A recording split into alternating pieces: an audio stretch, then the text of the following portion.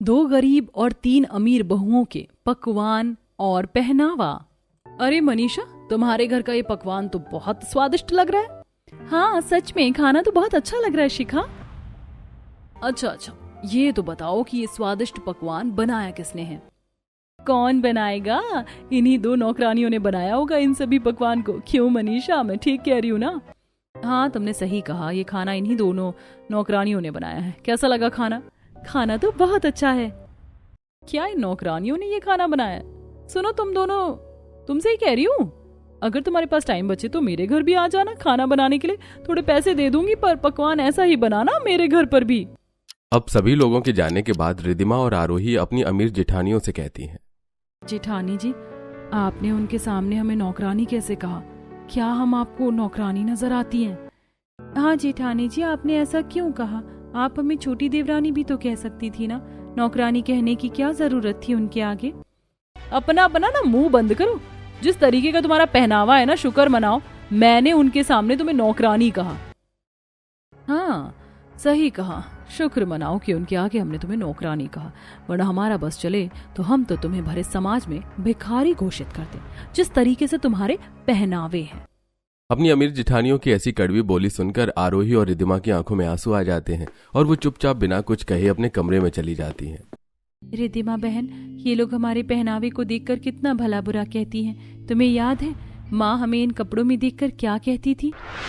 मामा मेरा ये सूट देखो, ये सूट कैसा लग रहा है। नहीं माँ, सबसे पहले आप मेरे कपड़ों को देखो, मेरा ये फ्रॉक सूट कैसा लग रहा है। देखो माँ, इस फ्रॉक सूट में जब मैं घूम रही हूँ तो कितनी दूर तक ये फ्रॉक घूम रहा है। हाँ देखती हूँ, पहले यहाँ बैठकर खाना खाओ। अब दोनों ही बहन अपनी माँ के हाथों से खाना खा रही होती हैं, तभी गायत्री कहती है, तुम दोनों का ये सूट बहुत खूबसूरत लग रहा है, तुम्हारे ऊपर जच रहा है ये, और इसमें तुम्हारा कहीं से शरीर भी नहीं दिख रहा है। सुनो, शादी के बाद भी अपने ससुराल में ऐसे ही कपड़े पहनना जिसमें तुम्हारा शरीर कहीं से भी ना दिखे। हाँ माँ, हम ऐसे ही कपड़े ससुराल में भी पहनेंगे। छोड़ो आरोही, इनकी बातों को दिल से मत लगाओ, हमें तो जो हमारी माँ ने सिखाया है हम वैसे ही रहेंगे। अब आरोही रिद्धिमा रसोई में आकर सारे झूठे बर्तनों को साफ करती हैं। वहीं दूसरी तरफ तीनों अमीर बहू फोन पर रील बना रही होती हैं, छोटे छोटे डिजाइनर कपड़ों में। अरे तुम तीनों के पास कोई काम नहीं है? सारा दिन फोन चलाती रहती हो और रील बनाती रहती हो। अरे थोड़ी मदद आरोही और रिद्धिमा के घर के कामों में भी किया करो, वो बेचारी अकेली लगी रहती है। हो गया तुम्हारा, दे दिया प्रवचन। अरे हम अमीर घर की लड़कियां हैं ललित, हमसे घर का काम नहीं होगा। घर का काम करने के लिए पापा जी ने अपनी पसंद की वो तो गरीब बहुएं लेकर आई तो हैं। सही कहा, उन्हें करने दो, हम डिजाइनर कपड़ों में रील बनाती हुई अच्छी लगती हैं, गरीबों की तरह घर के काम करते हुए नहीं। वहीं दूसरी तरफ रिद्धिमा और आरोही घर के सभी कामों को खत्म करके आराम करने जा रही होती हैं। अरे रिद्धिमा, आरोही बहू सुनो, जरा मुझे हल्दी वाला दूध दे दो, मेरे जोड़ों में बहुत दर्द हो रहा है। ठीक है पापा जी, हम अभी लेकर आते हैं। अच्छा, सुनो, हल्दी वाला दूध के साथ साथ एक कटोरी सरसों का गरम तेल भी ले आना।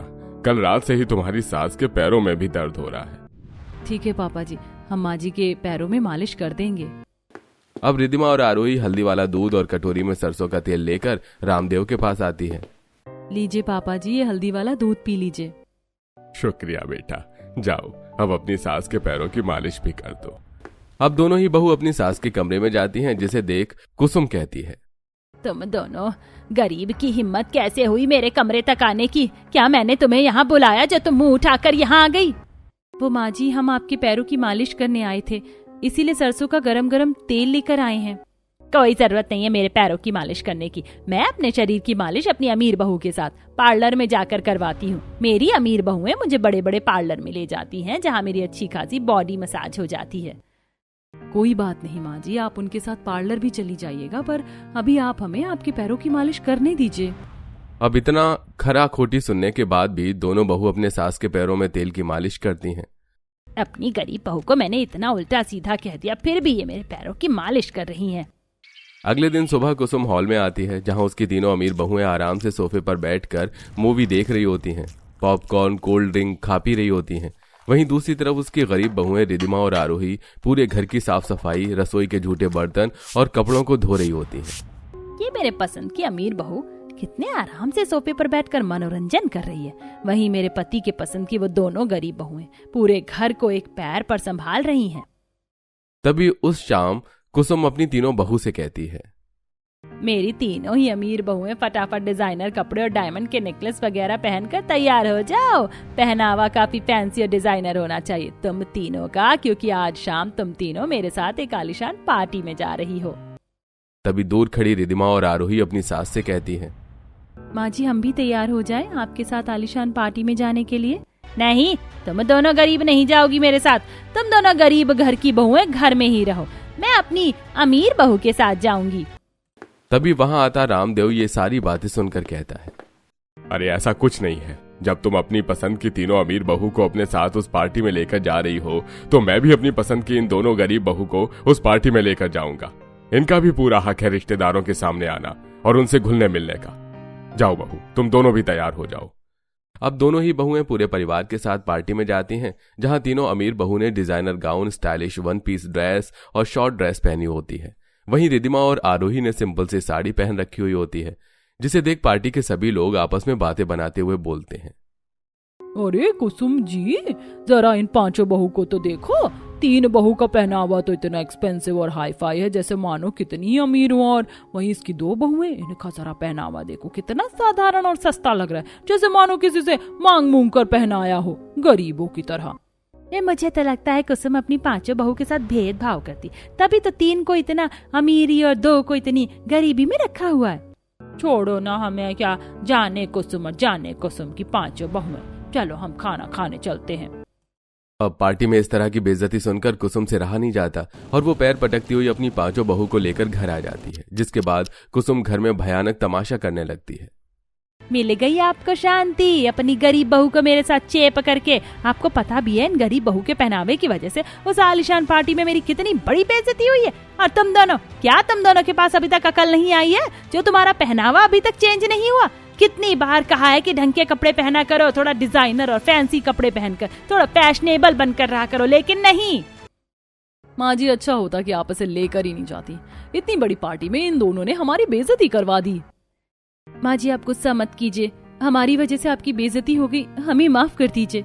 हाँ माँ जी हमें माफ कर दीजिए, पर सच तो यही है कि हमारा पहनावा शुरू से ही साधारण और सरल है। हमें फैंसी कपड़े पसंद नहीं आते क्योंकि उसमें चारों तरफ से हमारा शरीर नजर आता है। हमें माफ कर दीजिए माँ जी। चुप करो तुम दोनों गरीब बहू की वजह से अच्छी खासी बेइज्जती हो गई मेरी। अब सफाई देने की जरूरत नहीं है, चली जाओ मेरी नजरों के सामने से। हाँ बहू चली जाओ, तुम्हें माफी मांगने और सफाई देने की कोई जरूरत नहीं है। ससुर की बातें सुनकर दोनों ही गरीब बहू चुपचाप वहां से चली जाती हैं। इसी तरह कुछ दिन गुजरते हैं और एक दिन तीनों ही अमीर बहू के पति अपनी अपनी पत्नियों से कहते हैं, अच्छा आप तीनों ही हमारी बात ध्यान से सुनिए। आज शाम को हमारे ऑफिस के कुछ फ्रेंड्स, कलीग्स और सीनियर्स डिनर पर आएंगे, तो आप लोग उनके लिए स्वादिष्ट पकवान बना दीजिएगा। हाँ, और वो लोग आपसे भी मिलने आ रहे हैं, तो पकवान तो अच्छा बनाइएगा ही, साथ में आप तीनों अपना पहनावा भी अच्छा रखिएगा। आप चिंता मत कीजिए, आप आराम से अपने ऑफिस के फ्रेंड और सीनियर्स को घर लेकर आइए, हम सारी तैयारियां कर लेंगे। अब पति के जाते ही तीनों ही बहू अपने पहनावे के ऊपर ध्यान देने लगती हैं, जैसे कोई डिजाइनर गाउन, तो कोई स्टाइलिश वन पीस, तो कोई फैंसी मिनी स्कर्ट पहनती है। अरे हमारे पतियों ने हमसे कहा था पहनावे के साथ साथ पकवान पर भी ध्यान देने के लिए, पर हम तो सुबह से तैयार ही हो रही है, खाने का क्या करना है वो तो अब तक बनाया ही नहीं हमने। अरे क्यों इतना टेंशन ले रही हो तुम, पहनावे पर ध्यान दो, पकवान तो बाहर से भी मंगवा लेंगे। अब तीनों ही अमीर बहू ऑनलाइन खाना मंगा लेती हैं और उसे रसोई में रख रही होती हैं। अरे आप लोगों ने इतना सारा बाहर का खाना क्यों मंगाया है? हमने खाना बना तो लिया था। तुमने जो खाना बनाया है वो हमारे हस्बैंड के ऑफिस के लोग नहीं खा पाएंगे क्योंकि वो लोग बहुत अमीर हैं, उन्हें तुम जैसे गरीबों के हाथ का खाना पसंद नहीं आएगा। अब शाम को तीनों ही पतियों के फ्रेंड रमेश, सुरेश, उदय, विनीत, निर्मित घर आते हैं, जहां तीनों ही अमीर बहू डिजाइनर कपड़े पहनकर उनके सामने फ्लेक्स कर रही होती हैं, जिसे देख निम्रत कहती है, अरे आप तीनों तो बहुत गॉर्जियस लग रही हैं और आपका पहनावा भी काफी ऑसम है। हाँ भाभी तो सच में बहुत सुंदर है। अच्छा बस अब इनके पहनावे की तारीफ ही करते रहोगे, यहाँ कुछ पकवान भी खाओगे? जाओ तुम तीनों भी अब पकवान सर्व दो। हाँ रुकिए, हम अभी पकवान सर्व करते हैं। अब तीनों ही अमीर बहू डाइनिंग टेबल पर खाना सर्व करती हैं। सभी लोग खाना खाना शुरू करते हैं और पहले बाइट खाते ही सभी समझ जाते हैं कि ये बाहर का खाना है। एक सेकंड, मुझसे ये खाना नहीं खाया जाएगा, ये खाना होममेड नहीं है, आउटसाइड का है और मैं बाहर का खाना नहीं खाता हूँ। हाँ, मैं भी बाहर का खाना नहीं खाता हूँ। मैं भी नहीं खाता हूँ। एक काम करते हैं, खाने को स्किप करते हैं, कभी और खा लेंगे। हाँ, सही कहा। बाकी मीटिंग तो अच्छी खासी हो ही गई है, चलिए अब चलते हैं। अरे एक सेकंड, आप लोग ऐसे भूखे पेट यहाँ से मत जाइए। आप लोग पहली बार आए हैं, मुझे अच्छा नहीं लगेगा अगर आप भूखे पेट यहाँ से गए तो। आरोही, रिदिमा बहू, जाओ, अगर तुमने कुछ बना रखा है तो फटाफट उसे ले आओ। जी पापा जी, हम अभी लेकर आते हैं। अब दोनों ही बहू फटाफट अपने हाथ का बनाया हुआ गर्मा गर्म फुलके, राजमा, छोले, चावल, सलाद, रायता डाइनिंग टेबल पर परोसती हैं, जिसे खाते ही सब लोग खुश हो जाते हैं। हाँ, ये खाना बहुत अच्छा है, हमें इसी तरह का खाना पसंद है। जी, ये मेरी इन दोनों बहू ने अपने हाथों से बनाया है। अच्छा, तो ये दोनों भी आपकी ही बहू हैं। इनका पहनावा काफी साधारण है, पर पकवान काफी शानदार थे। मजा आ गया खाना खाकर। सभी के जाने के बाद तीनों ही पति अपनी पत्नियों पर तेज तेज चिल्लाते हुए, कितने अच्छी तरीके से तुम्हें समझाया था ना कि पहनावे के साथ साथ पकवान पर भी ध्यान देना। वो लोग खाने के शौकीन हैं, लेकिन फिर भी तुम तीनों ने सिर्फ और सिर्फ अपने पहनावे पर ध्यान दिया और पकवान की तो ऐसी तैसी करके रख दी तुम तीनों ने। अरे कुछ सीखो अपनी देवरानी से, देखो कितना स्वादिष्ट पकवान बनाया था उन दोनों ने। हाँ सच में, अगर आज रिदिमा और आरोही नहीं होती तो हमारी अच्छी खासी बेइज्जती हो जानी थी। वो तो उन्होंने सही मौके पर अपने हाथ का खाना खिलाकर हमें बचा लिया। ऐसे ही कुछ दिन गुजरते हैं और एक दिन रामदेव की बेटी नताशा अपनी मॉडलिंग की पढ़ाई खत्म करके घर आती है और साथ ही अपनी पांचों भाभी के लिए डिजाइनर कपड़े लेकर आती है। अरे मेरी राजकुमारी आ गई, तो आ बैठ अपनी भाभियों से मिल। हाँ, देखा मैंने अपनी पांचों भाभियों को, पांचों ही बहुत खूबसूरत है। और भाभी ये देखिए, मैं आप पांचों के लिए डिजाइनर ड्रेस लेकर आई हूँ। ये देखिए और बताइए ये ड्रेस आपको कैसी लगी। ठीक ठाक है, बट हमारे पहनावे से मैच नहीं करता। हम लोग थोड़ा एक्सपेंसिव कपड़े पहनते हैं और ये काफी सस्ता और पुराना मॉडल लग रहा है। नहीं, ऐसा नहीं है, इन कपड़ों को तो मैंने अपने हाथों से तैयार किया है। हाँ किया होगा, पर हमें पसंद नहीं आया। हम ऐसे थर्ड क्लास कपड़े नहीं पहनते नंद जी, सो सॉरी। मुझे तो नंद जी आपके हाथ के बने हुए कपड़े बहुत प्यारे लगे। हालांकि मैं ऐसे कपड़े नहीं पहनती हूँ, पर आपने प्यार से दिया है तो अब मैं जरूर पहनूंगी। हाँ, मैं भी जरूर पहनूंगी आपके लाए हुए ये डिजाइनर कपड़े। थैंक यू सो मच भाभी। ये मेरी अमीर बहू है, कुछ ज्यादा ही घमंडी नहीं हो गई? इतने प्यार से मेरी बेटी उनके लिए कपड़े लेकर आई थी, ये नहीं कि रख लो। बेइज्जती करना जरूरी था। वहीं मेरी ये दोनों गरीब बहू, ये जानते हुए भी कि ये कपड़ा इतना भी कुछ खास नहीं, फिर भी मेरी बेटी की खुशी के खाते खुशी खुशी उस कपड़े को रख लिया। ऐसे कुछ दिन गुजरते हैं और एक दिन कुसुम के घर पर उसकी जेठानी का बेटा विक्रांत आता है। अरे विक्रांत बेटा, तू यहाँ? तू तो विदेश चला गया था ना? हाँ ताऊ जी, चला गया था। अभी कुछ दिन पहले ही आया हूँ, फिर सोचा कि आप लोगों से भी मिल लूं इसलिए आ गया। हाँ, ये तो बहुत अच्छा सोचा तूने। हाँ जा बैठ, मैं तेरे लिए अभी पकवान बनवाती हूँ। कुसुम अपनी तीनों बहू को रसोई में लाकर, देखो ये जो तुम्हारा विक्रांत देवर है ना, ये विदेश से आया है और मेरी जेठानी का बेटा है, इसलिए इसे अच्छा अच्छा खाना बनाकर खिलाओ ताकि ये तुम्हारे गुण गाए। ठीक है माँ जी, हम पकवान बनाकर तैयार करती हैं, तब तक आप उनसे बात कीजिए। अब कुसुम की तीनों अमीर बहुएं मिलकर खाना बनाना शुरू करती हैं, लेकिन उनका सारा खाना जल जाता है। जलने की बदबू कुसुम के नाक में जाती है। ये भगवान, जलने की बदबू कहाँ से आ रही है? जाकर देखना पड़ेगा। सत्यानाश, तुम तीनों ने सारा खाना जला दिया। हे भगवान, इस तरह से तो तुम विक्रांत के आगे मेरी बेइज्जती ही करवा दोगी और वो पूरे खानदान में गाएगा कि मेरी तीनों अमीर बहू को खाना बनाना नहीं आता है। अब मैं क्या करूं, क्या खिलाऊं उन्हें? तभी वहां पर आरोही और रिदिमा आती हैं। माँ जी आप चिंता मत कीजिए, हमने खाना बना रखा है, हम विक्रांत जी को खिला देते हैं खाना। कुसुम बेबस होती है, इसलिए वो उन्हें कुछ नहीं कह पाती और फिर रिदिमा आरोही अपने हाथ का खाना विक्रांत को सर्व करते हैं। विक्रांत जैसी खाने को खाता है वो खाने की तारीफों के पुल बांध देता है। Oh my God, this food is so delicious. इसे किसने बनाया है, कोई मुझे बताएगा? अरे और कौन बनाएगा, मेरी तीनों अमीर बहुओं ने बनाया अपने हाथों से। दूर आंचल में हाथ पहुंचती हुई रिदिमा और आरोही।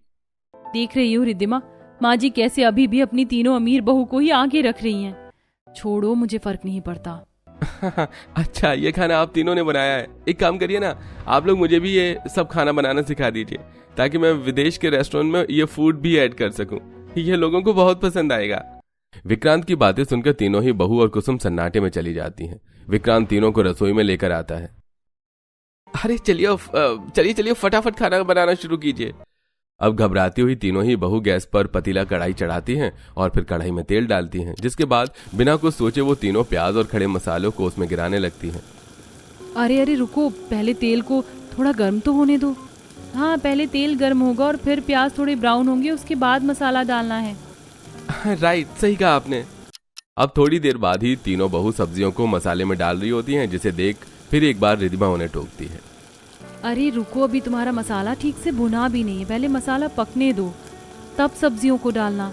हाँ, अगर मसाला ठीक से नहीं पका तो सब्जियों में कच्चे मसाले की स्मेल आएगी। ठीक है, समझ गए। मनीषा इतना कहती है कि इतने में शिखा उन कच्चे मसालों में जग भर के पानी पलटने लगती है। अरे ये क्या किया, इतना जल्दी पानी डाल दिया। 1 मिनट, ये कैसे खाना बना रही हैं आप? जिस तरीके से ये दोनों आपको गाइड कर रही हैं, मुझे तो ऐसा लगता है कि ये खाना आपने नहीं इन्होंने बनाया है। अब विक्रांत की ऐसी बातें सुनकर तीनों ही बहू गुस्से से झुंझलाते हुए बर्तन को तेजी से पटक कर कहती हैं, हाँ, नहीं आता मैं खाना बनाना, और नहीं बनाया हमने इस खाने को तो रिद्धिमा और आरोही ने बनाया है। जब ये खाना आपने बनाया ही नहीं तो आप रसोई में क्यों आई मेरे साथ? और ताई, आपने मुझसे झूठ क्यों कहा कि ये खाना इन्होंने बनाया है? तभी वहां रामदेव आता है। बेटा, ये झूठ तेरी ताई ने इसलिए कहा क्योंकि तेरी ताई मेरी पसंद की इन 2 गरीब बहू को बहू नहीं मानती, क्योंकि ये गरीब है। अरे, ये तो बहुत ही गलत बात है, ऐसा नहीं करना चाहिए। आपकी इन दोनों बहू में कितना टैलेंट है, आप जानती भी हैं। इन्होंने जो पकवान बनाया है वो पकवान हमारे विदेश में बहुत ज्यादा मात्रा में लोग डिमांड करते हैं, और मैं तो इसे बना भी नहीं पाता जो इन्होंने पल भर में बना दिया है। आपको इनकी रिस्पेक्ट करनी चाहिए। अगर आपको इनसे इतनी प्रॉब्लम है तो ठीक है, इन्हें मैं ले जाता हूँ अपने साथ विदेश, वहां पर इनका पकवान भी फेमस हो जाएगा और पहनावा अपने आप ठीक हो जाएगा। हाँ बेटा विक्रांत, तू मेरी इन गरीब बहू को अपने साथ विदेश ले जा, ये दोनों इसकी हकदार है। और मेरी दोनों बहू, मुझे माफ कर दो, मुझसे गलती हो गई जो मैं हमेशा तुम्हारी गरीबी की वजह से तुम्हारे साथ कभी प्यार से पेश नहीं आई। पर आज तुम्हारी वजह से विक्रांत अच्छा खाना खा पाया, नहीं तो आज पूरे खानदान में भी मेरी बेइज्जती हो जाती। हमें माफ कर दो आरोही, रिद्धिमा, हम हमेशा तुम्हें तुम्हारे पहनावे की वजह से जज करते रहे, पर तुम तो सच में बहुत ही काबिल लड़की हो जिसका पहनावा भी तहजीब वाला है और पकवान भी लाजवाब बनता है।